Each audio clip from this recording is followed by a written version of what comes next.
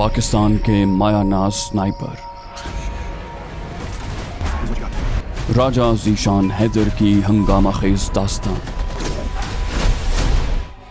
वतन दुश्मनों से नबर्द आज़मा राजा ज़ीशान हैदर उर्फ SS और उसके जिगरी यार सरदार खान की मौत की आंखों में आंखें डालकर अपने वतन की बका के लिए जिद्दोजहद। कदम कदम पर सनसनी और असरार के रंग लिए ऐसे वाक़यात कि सुनने वालों के सांस थम जाएं। स्नाइपर और स्पॉटर के बाद हाजिर खिदमत है इसी सिलसिले की नई कड़ी, स्नाइपर का तीसरा हिस्सा शूटर। आपके लिए पेश खिदमत हैं नए हंगामे, पुरानी दुश्मनियाँ, एडवेंचर, एक्शन और वतन के लिए जान कुर्बान करने का अज़्म रखने वाले सरफरोशों की दास्तान। रियाज आकिब कोहलर के कलम से निकला एक लाजवाल किरदार।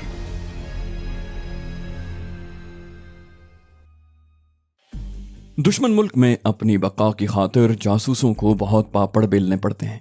कई एहतियातों को मद्देनजर रखना पड़ता है। बीसियों ज़रूरतों को पसे-पुश्त डालना पड़ता है। अखलाकी अक़दार को पामाल करना पड़ता है। तकलीफ़ों और अज़ियतों के लिए दामन कुशादा करना पड़ता है। तब कहीं जाकर वतन की खिदमत का हक अदा होता है। चंद कदम लेते ही न्यू कृष्णा कॉलोनी तक जाने के लिए मुझे रिक्शा मिल गया। गली नंबर 5 की नुक्कड़ पर उतरकर मैंने रिक्शे वाले को फारिग किया और मोहतात अंदाज में कुशादा गली में दाखिल हो गया। घरों के सामने मकान नंबर की तख्तियां दर्ज थीं, इसलिए मकान नंबर 15 बगैर तगदौ के मिल गया। दरवाजे की घंटी बजाने पर एक अधेड़ उम्र शख्स ने दरवाजा खोला।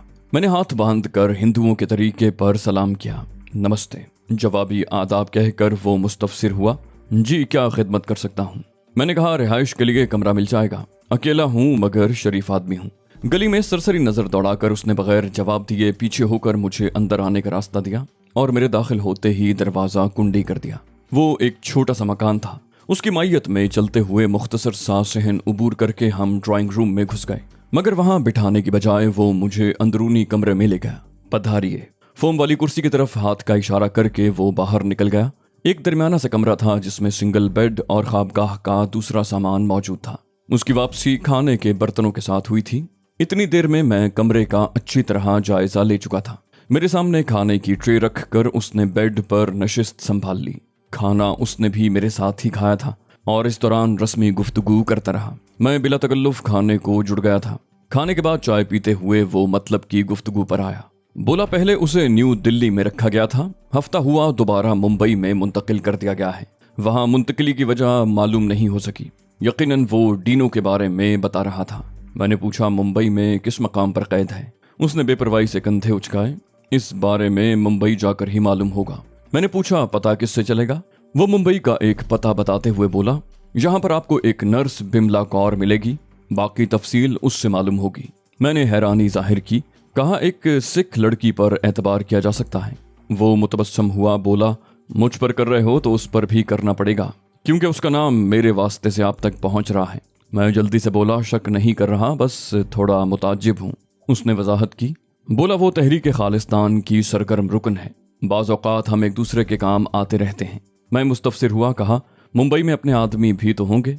वो रुखाई से बोला, फिक्र न करो, जब ज़रूरत पड़ेगी तो वो आपको ढूंढ लेंगे। मैं नादिम हुआ, कहा, माजरत, शायद आपको बुरा लगा। वो साफ गोई से बोला, आइंदा ख्याल रखना, जितना ज़रूरी हो उतना ही बताया जाता है, और सच कहूँ तो हम में से हर एक का दूसरे से ला ताल्लुक और अनजान रहना ही हमारी बका का जामिन है।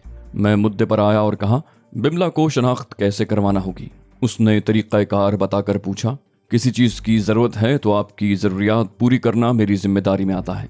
मैंने नफ़ी में सर हिलाया, कहा, फ़िलहाल तो कोई नहीं। उसने मुझे एक मोबाइल फ़ोन पकड़ाया, बोला, इसे गैर महफूज समझने पर फेंक देना। फिर नशिस्त छोड़ते हुए बोला, आप तशरीफ़ ले जा सकते हैं। मैं अलविदाई मुसाफा करके बाहर निकल आया। जालंधर में कोई काम बाकी नहीं रहा था, इसलिए मैंने वहाँ रुकना ज़रूरी ना समझा। मुंबई मेरा देखा भाला शहर था। अब तो वहाँ के ज़ेर ज़मीन हल्कों में भी अपने शिनासा मौजूद थे। गो अहबाब के साथ साथ वहाँ दुश्मन भी काफ़ी थे। खासकर करण चावला जैसा खतरनाक शख्स भुलाने के काबिल नहीं था। अलबत्ता ये मालूम नहीं था कि वो अब तक मुंबई में ही मौजूद है या उसकी तब्दीली कहीं और हो गई थी। खैर, उसके बारे में मुंबई पहुंचते ही मालूम हो जाना था। मैं आगे का लाहे अमल सोचने लगा। मेरे सामने 3 मकासद थे। विघ्नेश शुक्ला का कत्ल, डीनो की और ममता दीदी की रिहाई। गो सरकारी तौर पर मुझे ममता दीदी के बारे में ना तो कोई हिदायत मिली थी और ना किसी का मफाद उससे वाबस्ता था कि मैं उन्हें आज़ाद कराता। ये बस मेरे अपने जज्बात थे। वो मेरी मुंह बोली बहन थी और गुज़श्ता मिशन में उन्होंने मेरी काफ़ी मदद की थी। उनकी आंखों में मुझे हमेशा बेपाया खुलूस, शफकत और मोहब्बत नजर आई थी। अपने देश की सच्ची सेवक होने के बावजूद वो मेरे बारे में बहुत जज्बाती थी और मेरी मदद करने की पादाश ही में काल कोठड़ी उनका नसीब बनी। विघ्नेश शुक्ला को ठिकाने लगाने के लिए मुझे स्नाइपर राइफल की जरूरत पड़ना थी। गो मुंबई में स्नाइपर राइफल का हुसूल कुछ ज्यादा मुश्किल नहीं था, मगर मेरा दिमाग पुरानी रफीका से मुलाकात को मचल उठा। SR-1 एक बेहतरीन स्नाइपर राइफल थी और तकनीकी लिहाज से उससे 15-20 गोलियां फायर करने की गुंजाइश अब तक मौजूद थी। इंडिया से निकलते वक्त मैंने SR-1 सूरत के करीब धामन नामी गांव के मज़ाफात में दफन की थी। न जाने वो अब तक वहीं मौजूद थी या किसी के हाथ चढ़ गई थी। हालात का तज्जिया करने पर मुनासिब ये मालूम हो रहा था कि विघ्नेश शुक्ला को पहली फुर्सत में ठिकाने लगाना चाहिए, क्योंकि मुंबई में मेरी आमद का जूं ही शोहरा होता उसने एहतियाती तदाबीर बढ़ा देनी थी। हो सकता है मुस्तकिल ज़ेरे ज़मीन हो जाता और मैं उसके इंतजार में मुंबई में डेरे नहीं डाल सकता था और खुद छुपकर वो अपने पूरे गिरोह को मेरे खिलाफ मैदान में ले आता। यूं मैं शिकारी की बजाय शिकार बन जाता और अगर पहले उसे ठिकाने लगा देता तब कम से कम एक दुश्मन तो रास्ते से हट जाता। आगे का लाहे अमल तय करके मैं जालंधर से सूरत रवाना हो गया। तवील सफर था, लेकिन लंबे रूट की आरामदेह बस की वजह से ज्यादा तकलीफ न हुई। दौरान सफर यादाश्त पर जोर देकर मैंने धर्मू दादा, विश्वास सिंह, प्रीतो भाभी, डॉक्टर सुजाता वगैरह के फोन नंबर याद किए और मोबाइल में दर्ज कर लिए। मुंबई पहुंचकर उनसे राब्ते की जरूरत पड़ सकती थी। अगले दिन दोपहर ढले सूरत पहुंचा। रात होटल में गुजारकर सुबह सवेरे धामन रवाना हो गया। बस अड्डे में गाड़ी से निकलते ही मेरे कदम उस मखसूस मकाम की तरफ बढ़ गए जहां मैंने SR-1 दफन की थी। वो मकाम गांव से इतना दूर न था, मगर दिन के वक्त दाएं बाएं लोगों की आमदोरफ्त की वजह से वहां खुदाई नहीं की जा सकती थी। अंधेरा छाने तक काम मौखर करके मैं वापस धामन लौटा। वहां अब्दुल खालिक के घर हमने चंद दिन गुजारे। होटल की बजाय मैंने शाम तक का वक्त उनके घर गुजारने का सोचा। इत्तेफाकन वहां पहुंच ही गया था तो मिलने में कोई हर्ज न था। धामन गांव करीबन वैसे का वैसा ही था जैसे गुज़श्ता बार छोड़ गया था। मतलूबा मकान ढूंढने में मुझे जरा भी दिक्कत न हुई। घंटी बजाने पर खुद अब्दुल खालिक बाहर निकला था। मेरे चेहरे पर उचटती निगाह डालकर उसने रूखे लहजे में पूछा, जी। उसके चेहरे पर बेरौनकी छाई हुई थी। मैंने खुद को हवन्नक महसूस किया। एक मर्तबा तो जी चाहा चुपके से लौट जाऊं, मगर फिर एक बार तारुफ करवाना जरूरी समझा। मैंने कहा, चचा जान, मैं ज़ीशान हैदर हूँ। कता कलामी करते हुए उसने मौनिके के लिए बाजू फैला दिए। अरे आप, माजरत खां हूँ, मैं पहचान नहीं सका। उसके चेहरे पर एक लम्हे को बशाशत नमूदार हुई।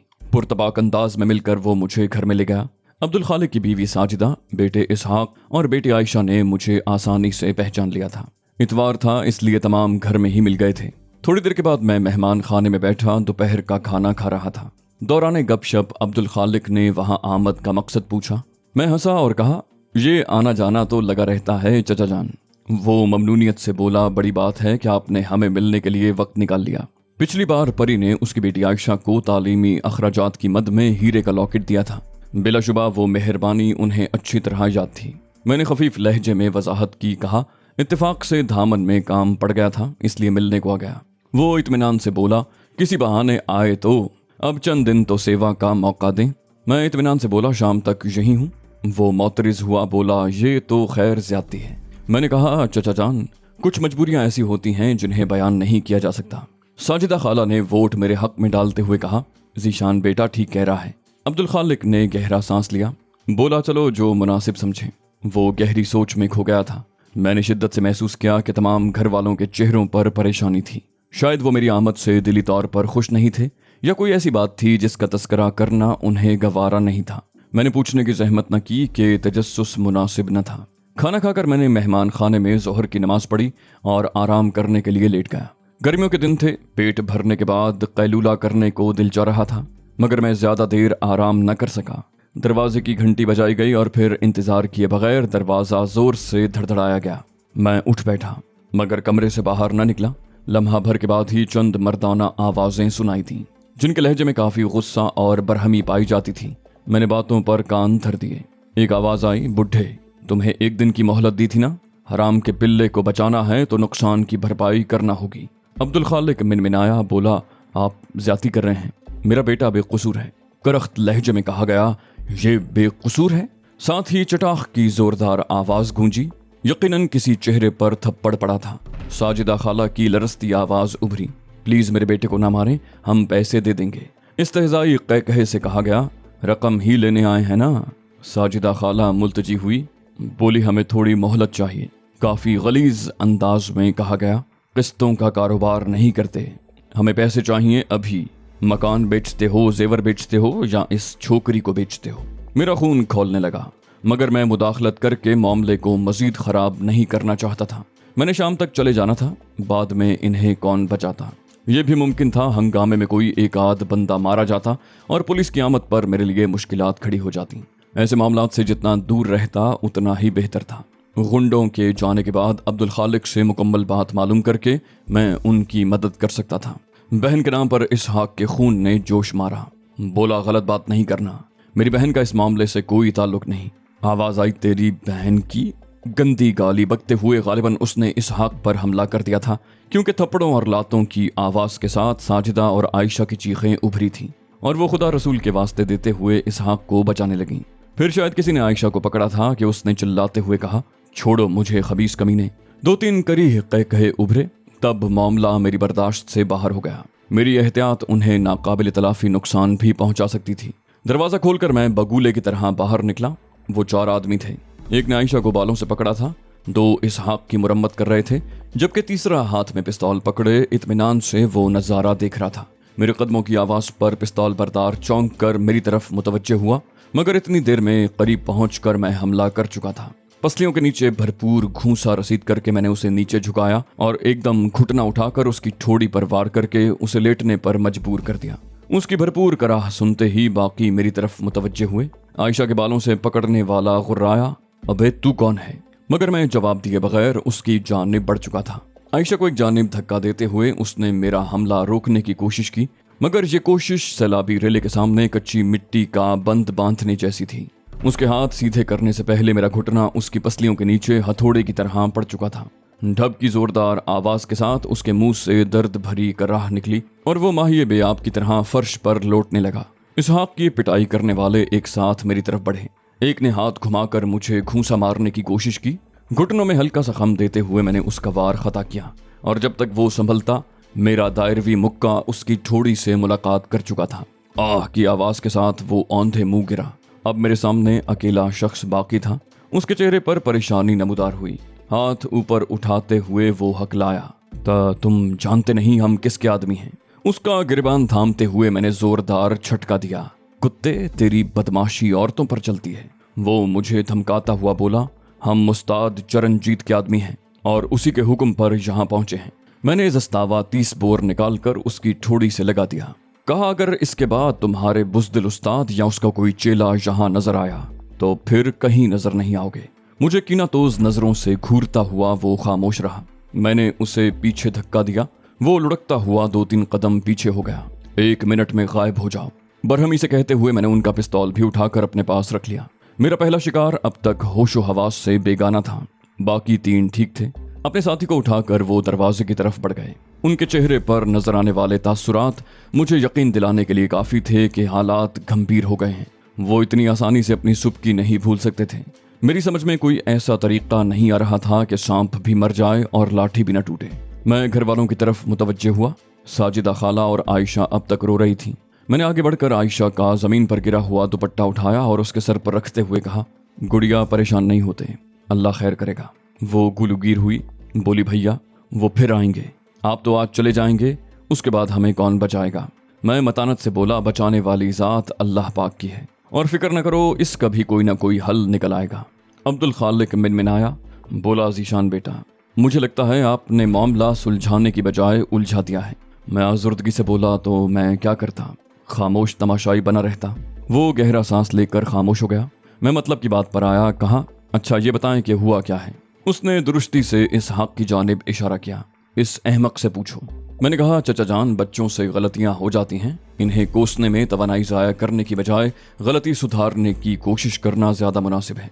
चारपाई पर ढह जाने वाले अंदाज में बैठते हुए वो बददिली से बोला, चरणजीत एक मकामी गुंडा है, नशावर अशिया का धंधा करता है। उसने कॉलेज के चंद लड़कों को भी अपने गिरोह में शामिल किया हुआ है, जो कॉलेज में उसका माल सप्लाई करते हैं। बदकिस्मती से इसहाक का एक क्लास फेलो विकास भी इस धंधे में मुलव्विस है।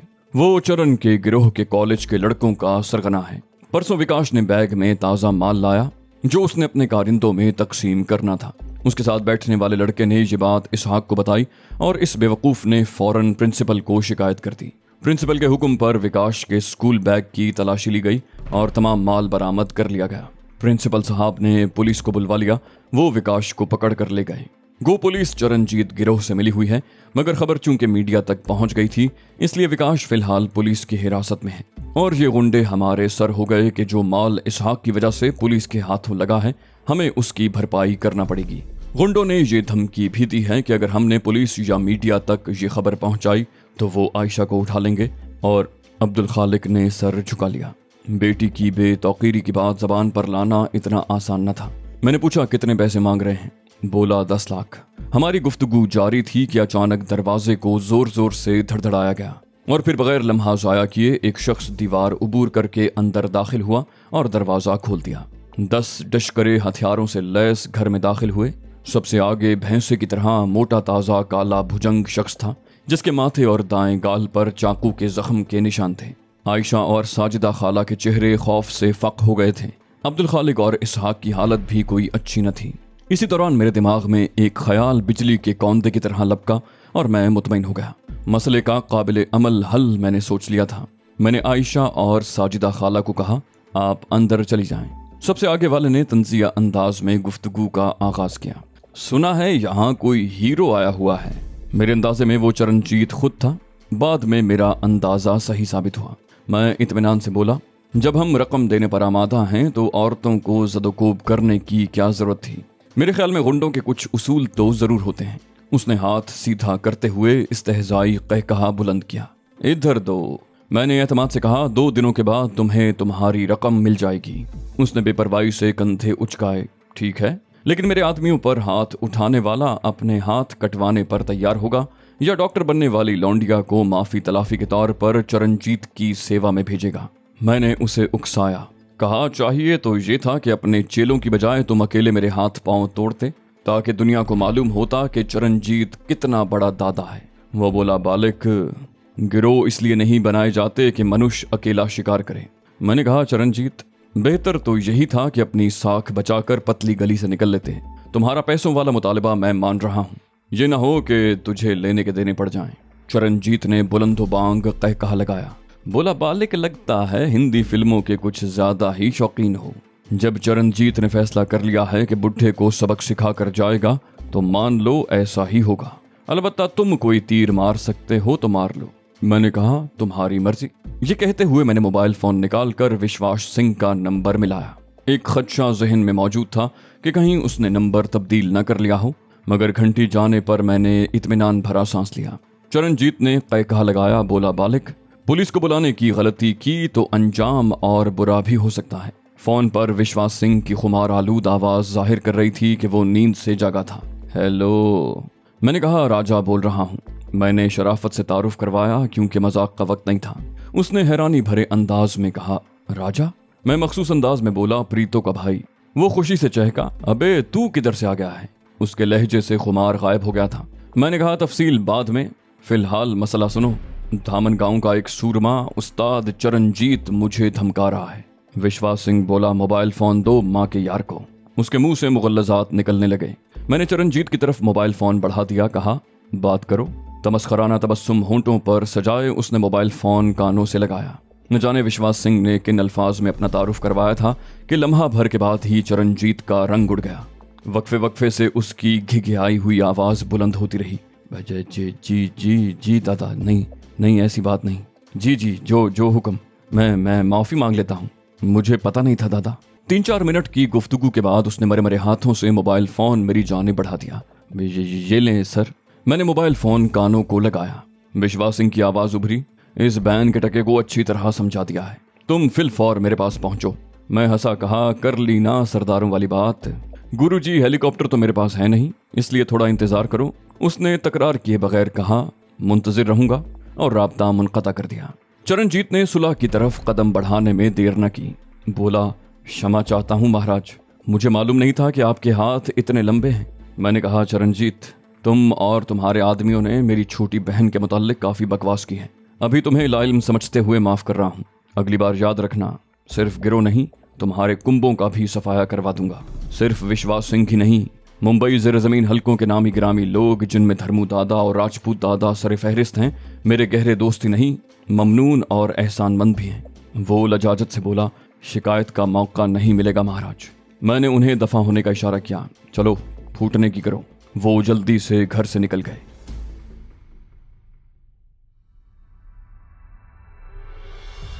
तो दोस्तों, ये थी हमारी आज की एपिसोड। उम्मीद करते हैं आपको हमारी ये एपिसोड भी पसंद आई होगी। आपके कमेंट्स का बहुत शुक्रिया। जाने से पहले हमें अपनी राय से आगाह करते जाइए, और कुछ नहीं तो एक कमेंट ज़रूर छोड़ दीजिए। वीडियो को लाइक करना मत भूलिएगा। इंशाल्लाह अगली वीडियो में आपसे जल्द मुलाकात होगी। तब तक के लिए अपना ख्याल रखिएगा। अल्लाह हाफिज़।